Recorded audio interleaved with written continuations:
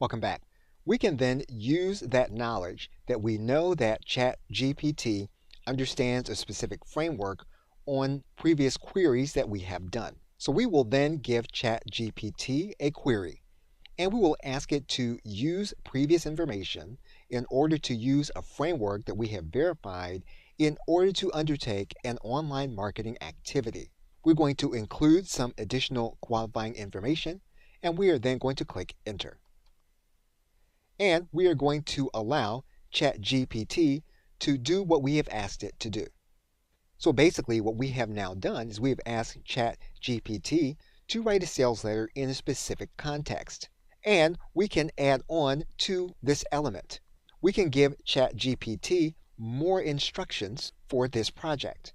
So we can give ChatGPT an additional query and we can then click enter. And ChatGPT will give us what we have asked for. And we will see it in context in the form that we have written it. Okay, so with that, thanks, and I will see you in another video.